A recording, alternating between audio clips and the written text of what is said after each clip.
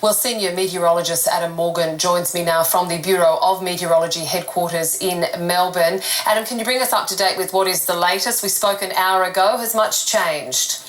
No, not a lot has changed, Catherine, in terms of the expected path. The only change has probably been that the landfall time has been pushed back just a little bit, so now into the early afternoon.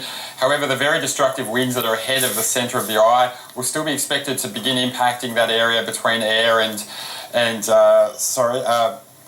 Midge Point around about lunchtime, so perhaps a little earlier than the centre of the cyclone crosses the coast itself.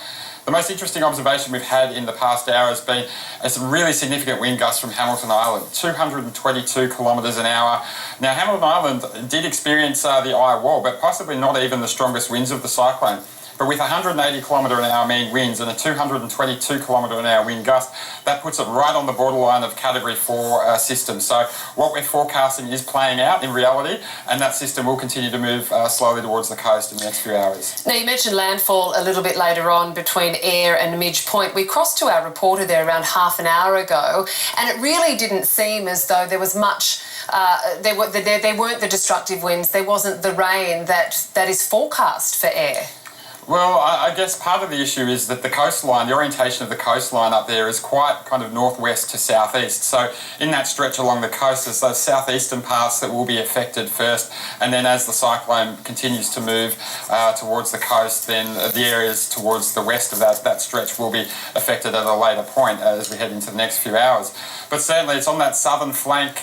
You just interviewed your reporter at Airlie Beach there, so the Whitsundays, Airlie Beach, now the storm surge on the southern flank of the cyclone. They're the immediate concerns, and then as we go into the next few hours, really, the residents along that stretch will notice the winds continue to increase.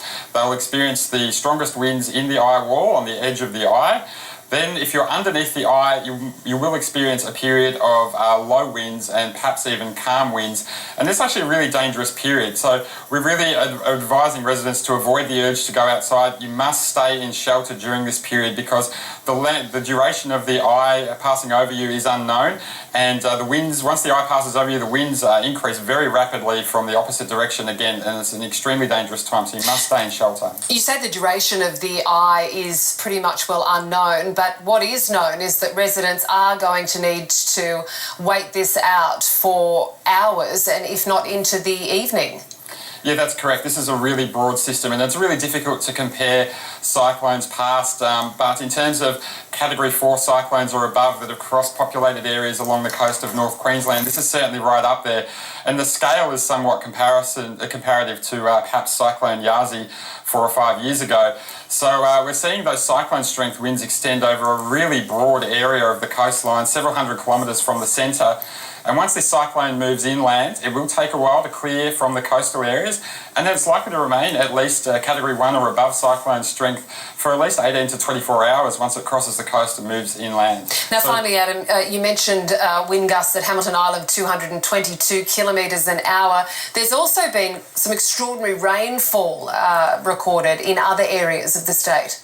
Yeah, that's correct. So just inland from Mackay in the ranges there, we've had a few locations that have reported on the order of 400 millimetres of rain in the past 24 hours. So we're seeing some very significant rainfall away from the cyclone centre in those bands of showers and thunderstorms that circulate around the cyclone.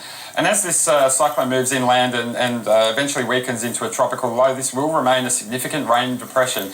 And we do have a flood watch out for coastal catchments right down the coast there and extending inland to a number of catchments as well. And we do have moderate flood warnings current for the Don River, the Proserpine and Pioneer Rivers already in anticipation of the further rainfall from this system.